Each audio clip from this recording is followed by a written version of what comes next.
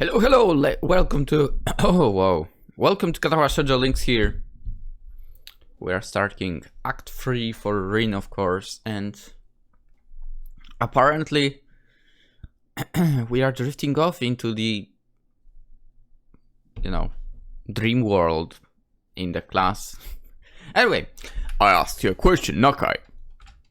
I shake my head to fend off the dazedness. The teacher's looking at me as if everyone else in the class. Sorry, I wasn't paying attention. What's the distance between... never mind, different question.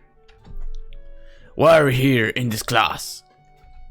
To learn about physics. Yeah, well, no, but that's the answer I wanted to hear. To acquire knowledge is the secondary reason for you being in the school. The primary one is to learn the rules of society. Where did that come from?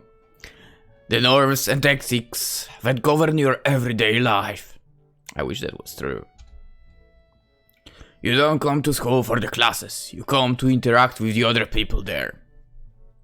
First time hearing something like that. Your classmates who are your equals and with teachers who are your superiors. You learn how to form social contacts and maintain them. In other words, how to be part of society. The school itself is a microcosm of the entire society.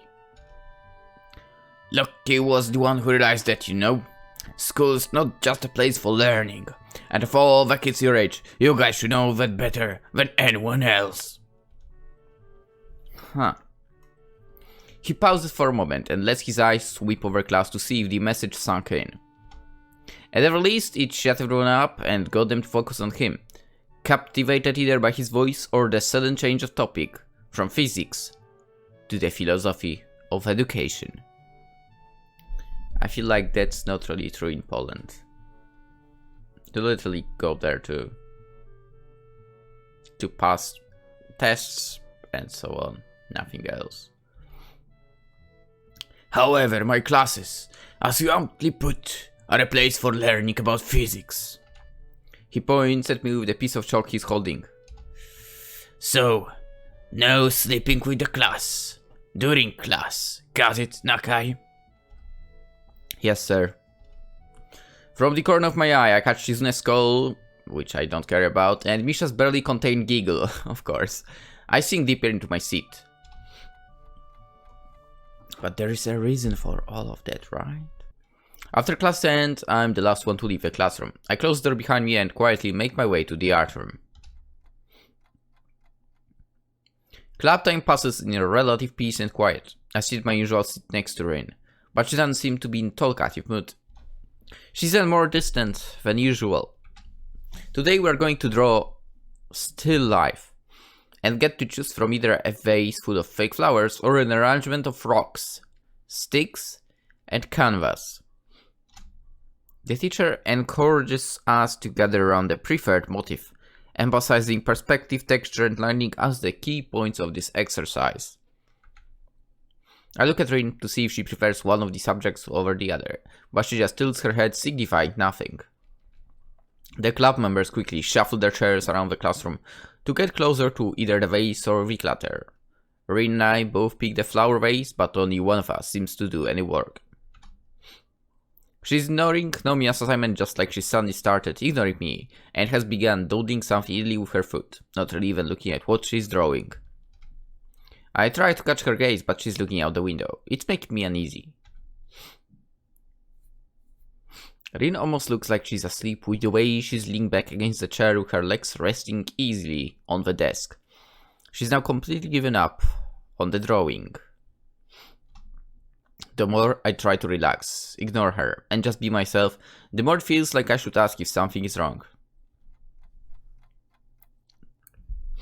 After club activities are over and others have filled out, Rin gets up from her seat and marches over to Nomiya with unusual determination. I'll do it. Nomiya, who was humming to himself while sorting a box of pencils by hardness,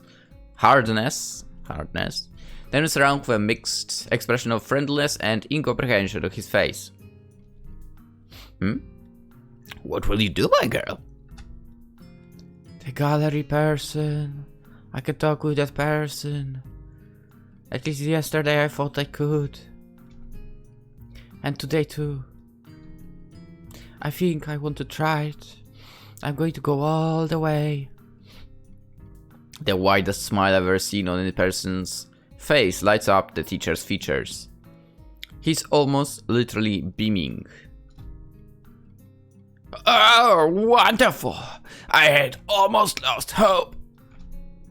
Such a hard-headed girl you are, but I knew that sooner or later you'd understand as well. I'll call my friend Sayonji and arrange a meeting. You'll need to show her your work so she can estimate it. Told her about you, but obviously you should talk face to face. It's so exciting, isn't it? Nome is talking more to himself than to us and walking in circles around his desk, waving his hands around wildly all the while. He picks up his cell phone from the breast pocket of his jacket and flips it open with a stylish movement, starting to look for the number to call. While he searches, he notices me staring and gives me a beaming thumbs up. I shrug back at him, doing my best to not look smug. Nomiya finds the number and makes the call, turning away from us and lowering his voice once it goes through. Even so, I can hear his excited tone. The call doesn't last long. Fabulous! She's at the gallery right now, and she said we could stop by right away if it's fine. It's most excellent. Do you have some kind of portfolio to show her in? She just shakes her head at the question. Never fear, I've taken some photos of your paintings. We can bring those and maybe a couple of originals with us. Those will be quite sufficient for now. There should be some recent ones around here in the back, right? He pulls out a folder full of photos out of the desk drawer.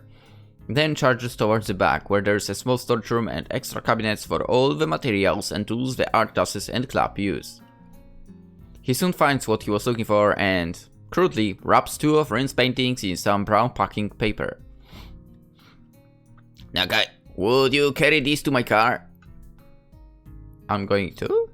I pick up the two oil paintings. They aren't heavy, but they do make navigation somewhat cumbersome as I follow Nomi and Rin to the parking lot. We haven't been to this area. So who's driving the car that I actually hate? A Yaris. You might be wondering why. Because that was the car that in here, at the time at least, we had to drive while, let's say, learning how to drive and then passing the exam. I hated that car. Nomiya has a pretty nice car. Not something I'd expect a high school teacher to drive. I wonder what kind of salaries they earn in Yamaku. What's he driving, I wonder? Which one of those? Actually, I don't know, man. Will I drive any of those? I feel like the one on the right at the back, at the very back, might be not bad. And the one on the left before the pickup. Or maybe even before two cars. You know, the third from the back, basically. When you count from the pickup starting. This might be nice as well. Oh, there's not really. Anyway, whatever. I wonder how many do... Oh yeah, you wonder that. I also wonder how much they might earn there. The canvases are stuffed into the trunk, where they just barely fit. And besides, he said he was doing art himself, right? So maybe that's how he has that possibility to have a decent car. The canvases are stuffed into the trunk, where they just barely fit. At the teacher's over-enthusiastic prompting, I get into the car along with them. Rin answers my questioning stare with a confirming note and a nonchalant shrug. I guess I become some sort of assistant for her now. I mean, not bad. Nomiya doesn't go light on the pedal. The smooth ride takes us just about 10 minutes to bring us to the city center, where we pull into a tiny parking lot and get out of the car. I pick up the paintings again, looking around, just like any city in Japan, really. Same style of buildings, people hurrying here and there, office workers sweating in their suits in the summer heat. Wide tree-lined streets aren't something you see everywhere for. Maybe they are the city's specialty. It definitely has that feel of a city which I thought I had already forgotten. I feel immensely comfortable walking around. I haven't actually been here before. Yeah, in that case it's about time! It's a great city, lots of wonderful folk around here, and most important of all, a vibrant cultural life. Ah, so this place is just around the corner. 22nd corner. After turning around 3 more corners, Nomiya stops in front of the door. There is a nameplate in a big red letters over it. 22nd corner. Is this really the 22nd corner? Of what? That's bothering me too. I mean, where to start counting? And which way do you count? Rin gets worked up over the strangest of things. Actually was curious about it too. Unlike me, Nomiya ignores her completely and pushes the door open. The gallery is very clean looking, and the air conditioning makes it cool and very comfortable. The white walls and big windows facing the busy street make the whole place feel airy and bright. There's nobody around whom I can see, however. Most of the floor space is empty, with only a few large tables and a counter for furniture.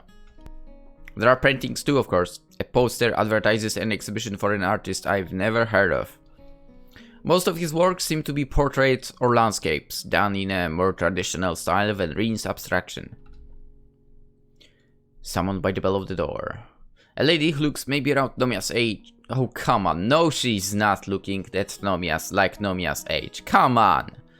Comes from around the corner. She's dressed in a sharp suit, her straight dark hair in a perfect ponytail behind her head.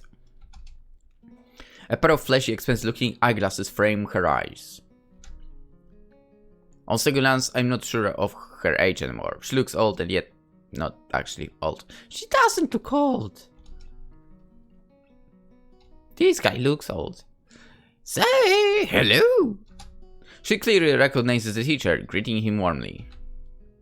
Oh, there you are, Shinji. And so quickly. I take it that these two are your students. Indeed, let me introduce you. This is Rin, Tezuka, the one I spoke to you about, and the healthy-looking lad over there is Hisao Nakai. She takes a long, hard look at both of us, especially Rin. It feels like we're being evaluated, that a worth of some abstract kind is being calculated for us.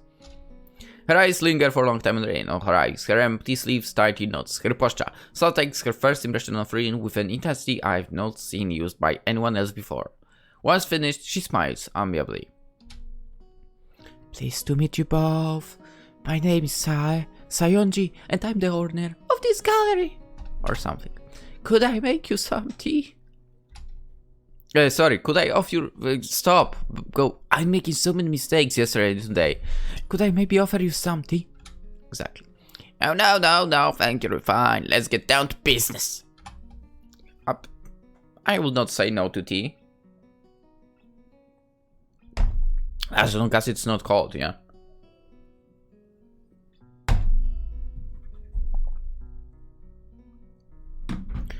I lay the paintings on the tabletop to give the gallery owner a better view, and Nomiya pulls out his folder of photos. The lady studies Rin's works carefully, absent-mindedly brushing her cheek with her fingers while letting her gaze sweep over the paintings. Her eyes remind me of a bird of prey of some sort. They are so sharp and somehow very calculating. She takes her time, slowly going over the paintings in order without uttering a single word. Even the teacher looks very nervous. He tries to point out certain details and other things about Rin's work, but it seems like she's not listening. While Nomi and I keep looking inside, trying to look for some hint of reaction on the gallery owner's face, Rin lets her gaze wander around the gallery space. Suddenly, she pipes up. Is this really the 22nd corner? Sai raises her gaze from the paintings, look at Rin, but does elsewhere. It's probably for the best. She takes stock of Rin's slouchy posture and her dreamy eyes that are again moving restlessly about. The way Rin seems to be detached from a situation that's supposed to be very important for her annoys me just a little. I'm practically holding my breath here. After Saya has gone through all of Nomiya's photos and inspected the 2 oil paintings I hold here, she goes through all the material again, this time at a quicker pace. Finally, she gives her verdict. I like it. For, if you don't mind me saying, you're still a bit immature, searching for your own direction, perhaps. She picks up one of the photos. Still, just look at this. I just can't take my eyes off it. Like a little kitten playing around. That's what your art makes me feel, young lady. Thank you, I think. Nobody has ever said that before, I think. That's all that Rin has to say. So about what the gallery owner says and how she says makes it sound patronizing to me, but I hold my tongue. Anyway, what a wonderful imagination for, isn't it? I've always said that Tezuka has great eye for composition and color harmony and technique. Remember, all these are done with her feet. Of course, we need to put some of the simpler ones to display, too, for the lay people, right, sire? The chair snores derisively. You know how those Philistines are? What do they understand about real art? They'd just be at a loss with the abstractions and themes here. But it will generate more publicity, and that's good, isn't it? Saya smiles gently at Nomiya's remark and turns back to the paintings. I wonder. To tell you the truth, I just don't know if all this makes an exhibition. Even if I like it, I don't get a feel of a team, of cohesion. There is no Olivera, whatever, and really who'd expect such from a young artist like Kitten here? Oh no, it's definitely doable, especially if we get a few new pieces and touch up some old ones. I don't mind painting more. I'll do anything. It's a bit of a stretch. Trust me, I would have come to you if I didn't have even Tezuka was ready. You can see it too, can't you? I know exactly what her kind is capable of, and you know too. What? Those words give the gallerist lady a pause. A hollow, bottomless look takes over her eyes for a moment, as if she was looking through or maybe past Nomiya. She says nothing, but her mouth becomes a tight, flat line, as if stretched. Finally, the moment passes. Is that what you're saying? That's what I'm saying! She sighs and takes a few steps, walking in a circle as if to help organize her thoughts. She takes another look at the photo of the painting she particularly liked. The one that made her coloring a kitten. She places her hand over her mouth, lost for words. After a few moments, she shakes her head. I don't know what to say. After seeing you, dear, and this painting of yours, would you excuse us for a moment? I want to talk to your teacher in private for a bit. Saya draws the art teacher aside, and they talk in hushed tones for a while. I can't hear what they are saying, but over her shoulder, I can see the lines around the corners of her mouth tighten as she motions with her hands in time with her words. The expression on her face is... What kind of expression is it? I couldn't say. Once they're done discussing whatever they had to discuss, they give one another a serious look. I feel something that goes beyond better words transpiring there. I feel like they... maybe not they, but she's worried that Rin might... I don't know, burn out or something like this. I'm not sure. I feel like it might be that far.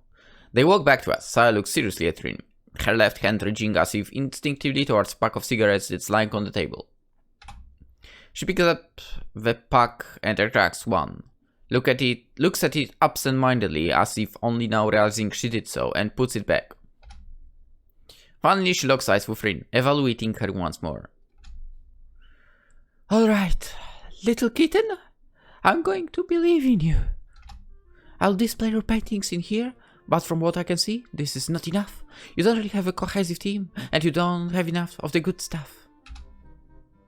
You're going to have to work hard to actually get something that we can put on exhibit here. I know. It's a good thing my gallery is so small now. Really spends pretty much every free time. Every free waking moment she has painting. How is it possible to work any harder? She'd have to skip class to do more than she already does. And how can one work that much? Silence falls in the gallery after my words. Sal looks at the art teacher, who is looking contemplatively at his star student. I look at all three of them confused. I should probably have not said anything.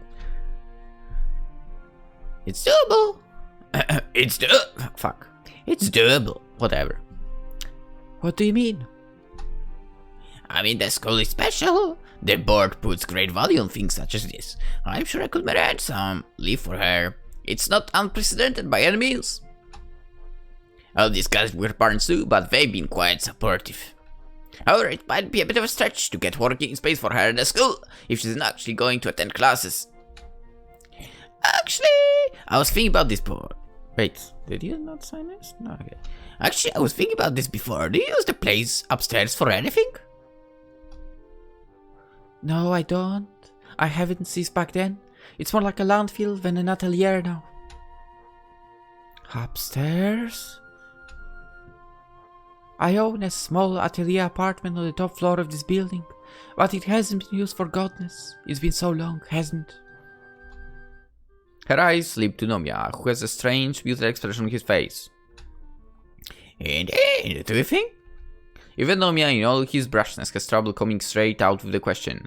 Sawa, of course, sees through him and throws up her hands, sighing deeply. I guess I can't say no, can I? Very well, I'll lend you the use of that place as well. If needed, it's not like I really use it. Excellent! I knew I could count on you. Don't celebrate yet. It really is a mess, so don't be shocked when you first see it. However, you can use it as you see fit. Since it's an atelier, it already has easels and things like that. You only need your own tools and materials, and to somehow clean it up a bit. It's not habitable so far, so I can't let you live there. I doubt your school or parents would allow that in any case. Okay. However, it's convenient to crash there overnight if necessary. I won't mind. Most excellent, isn't it, Tezuka? He enthusiastically pats Rin on the shoulder, laughing in relief and happiness as if all of this good fortune landed on him personally.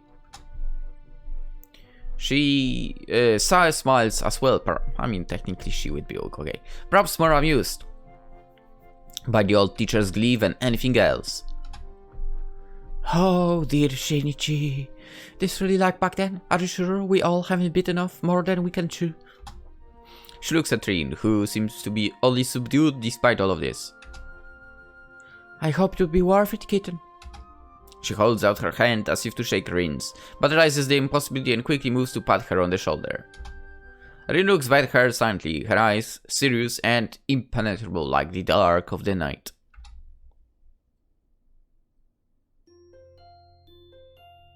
Damn.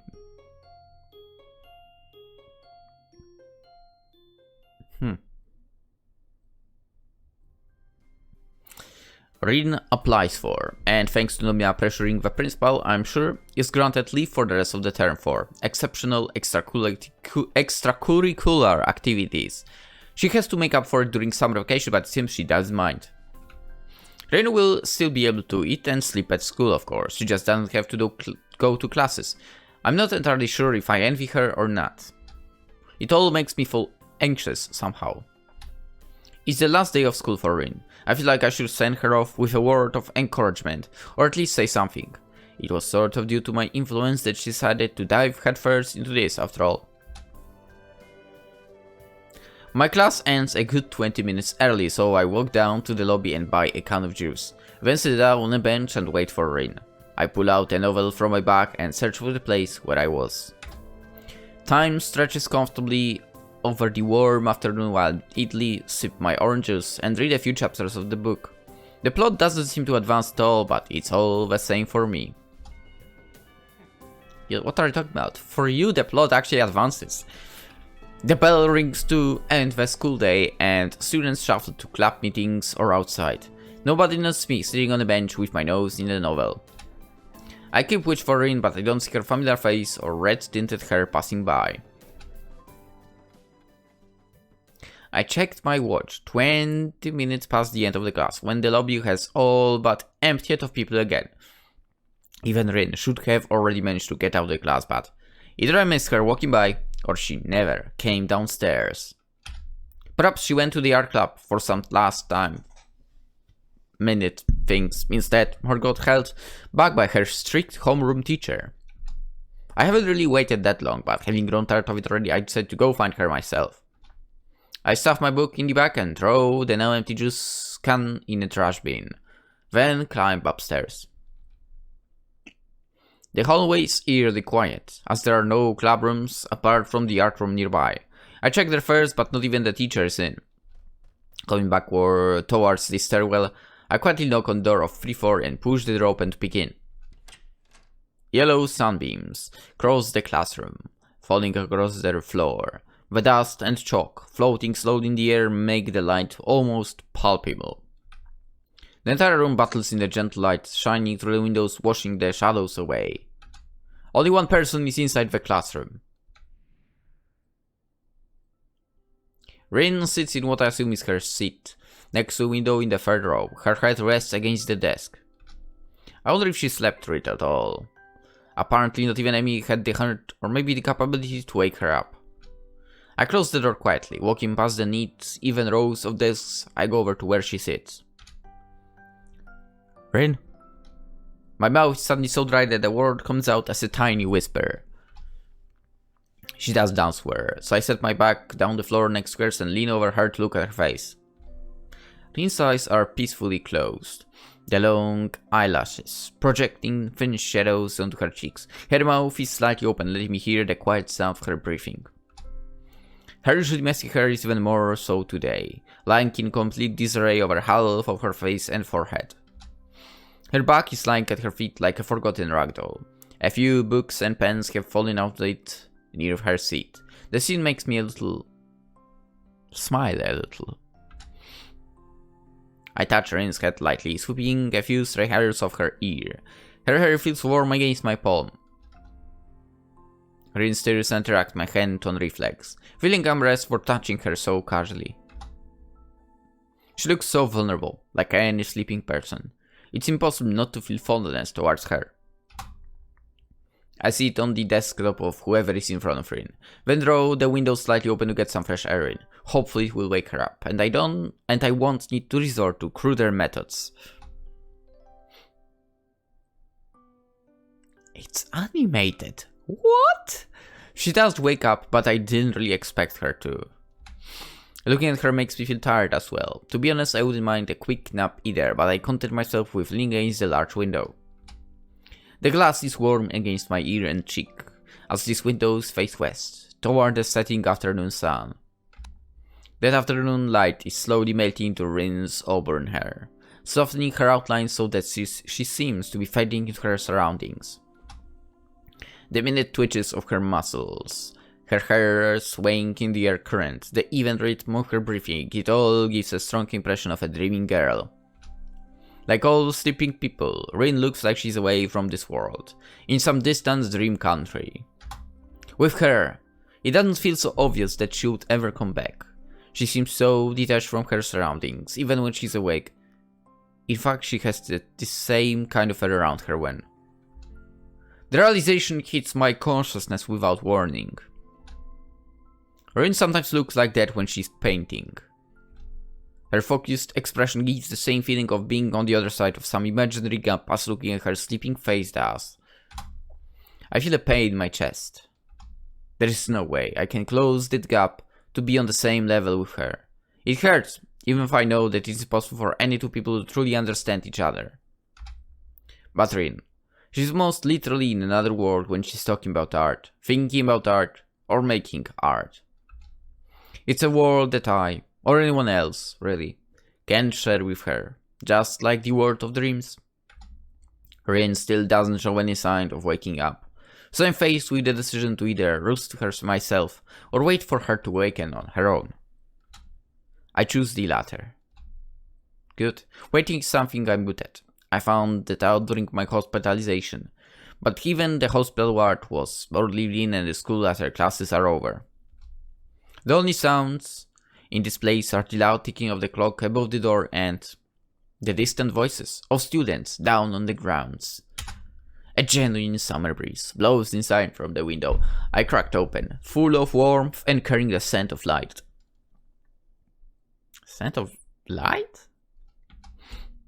I look outside to see where it came from, but I'm dazzled almost instantly.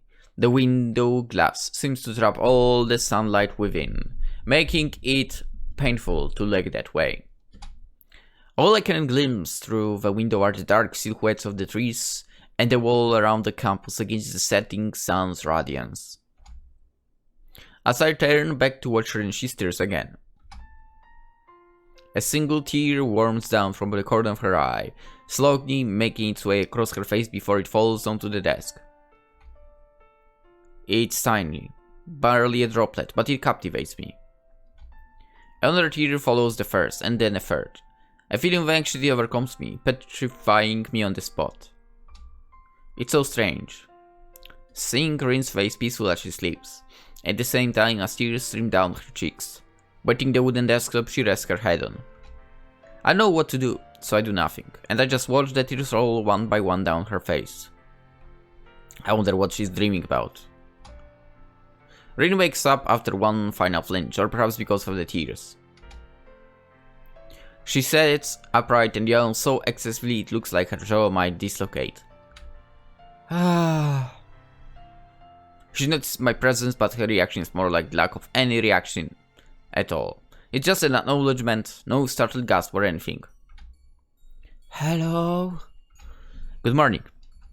She's so groggy, she can't even return my smile that I somehow can't stretch to be entirely honest. Rin nods her wet cheeks and quickly wipes them on the shoulder of her shirt. It seems she isn't at all surprised or flustered by them. You cried in your sleep? A bad dream? No, it's nothing like that. It's something I've learned to do from other people. What do you mean? It's a funny story, I'll tell you later. On second thought, not really that funny at all. I guess I won't tell you. Did you want something or did you just come watch me sleep? I just wanted to see you after classes. Oh, well it's after classes now and I'm seeing you right here. Yeah, I mean, I just wanted to say good luck or something. I figured the upcoming weeks are going to be a lot of work for you. Thanks. Rin yells again and blinks a few times. I feel weird. Didn't really sleep much last night at all. Butterflies in your stomach. What? No, I mean, yeah, I know what that means, but don't really feel so good now. It will be fine. You are so confident. Someday it will bite you in the ear. I will look forward to it. I think I have to go. I promised Miss Sayonji that I go there straight after school. Now it's after school. Is it okay if I come by sometime? I'm guessing you're planning to work long hours, so if you'd prefer to avoid distractions, It's okay. It's not a distraction. Not like Amy. Don't bring her with you, for I wouldn't like that this time. I told her to stay away. I see. Alright then. Rin stands up and silently walks to the door, with me following behind. The school's empty hallways, devoid of the usual crowd of students, feel very lonely. It's only a few hours since school ended, but the building seems to be all but deserted. Our footsteps are all that intrudes upon the stillness of the hallways. The change is sudden, but it shows how the building is just an empty shell, that without its students and teachers to live it up. It's like the school has become a private world for just the two of us, a desolate place filled with silence and chalk dust. I'm going to change. She says this out of the blue while we walk down the stairs from the third floor. It makes me wonder how she views this challenge that lies ahead of her. That's what people must do sometimes. That's the last thing we say to each other on that day, even though there is so much that we could talk about. And even those words drown in the all-encompassing silence, disappearing into the stagnant air as if they were never said. Okay, let's end it here. We'll continue tomorrow, of course. For now, hope you enjoy. Hope you have a wonderful day, and I'll see you tomorrow in the next episode. We'll see. Maybe Rin will be already doing drawings, art stuff. Anyway, see you. Bye bye.